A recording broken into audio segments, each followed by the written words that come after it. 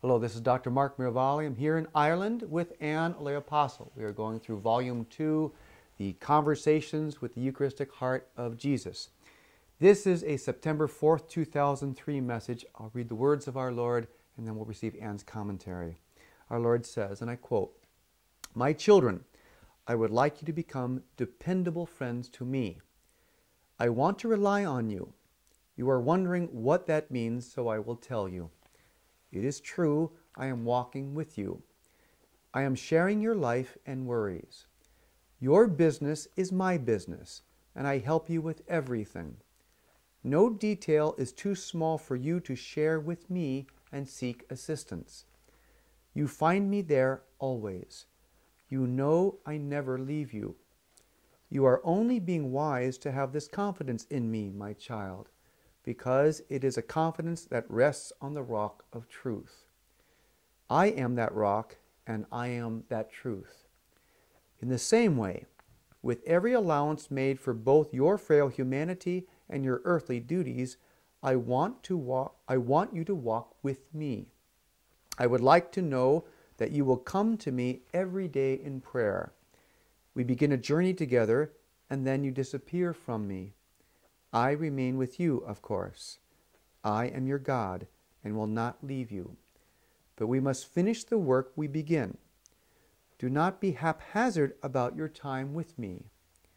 You are busy, and I understand because it is often I who have given you your duties. But if you do not have time to pray to me, there is something amiss in your life, and I want it sorted out immediately. I need you. You are my friend, and I need my friends to be faithful right now. So do not come and go anymore. Please, stay united to me so that we can work together on the tasks left undone by others. My child, you must understand that when you come to me in prayer, if only for a moment, I am consoled. My heart is comforted, which allows me to give you untold graces, of course, but also your prayer allows me to soften my justice towards others who never seek me. When you meet me face to face, you will see clearly every happiness you have caused me. I need you, and so appreciate any fidelity offered to me. If only for the sake of repayment, you should come to me often, as I reward each prayer, each glance, each petition, even beyond anything you might imagine. Please do not worry if you do not feel like you think you should feel. My child, how does a saint feel when that saint is laboring on earth? Very often, my saintly souls feel tired. They feel tired because they are laboring, but they also feel determined, and these saintly souls come back to me in prayer, even though they do not feel holy every moment. Do not let your feelings dictate your prayer time. Imagine a marriage where the two people only served each other in times of romantic love. I need not tell you that the marriage would be doomed. It is the very same with your relationship with me. Serve me always, regardless of how you feel. My child, that you will come to me in prayer and I will turn away. Will I say, go away, you who do not feel holy enough to talk to me? Does a husband say, go away, my wife, you do not feel enough love for me? How ridiculous. It is particularly in those times when you do not feel holy that I must listen to you and soothe and love you. We are to be close friends, which means we will be friends in times of spiritual joy. But as close friends, our friendship will become even more precious, more valuable, and more indispensable during times when you feel the spiritual dryness. Be at peace. I seek to explain everything to you now, leaving no questions and no hurtful marks on your heart. And your comments. Well, again, we have the call to intimacy. Jesus gives us, he doesn't want to be distant friends. He says, I want you to be dependable. I want you to be a dependable friend to me. I want to rely on you.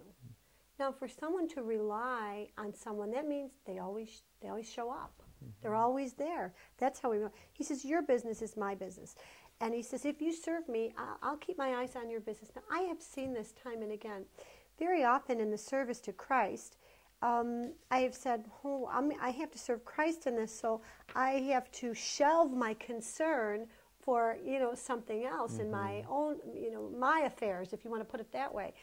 He has never disappointed me. I have often failed to trust him, but he has never disappointed me. So we can really trust him. He wants us, he says, really heartbreakingly, we begin a journey together and then you disappear. And what he means is, we start off together on a project and then you stop praying.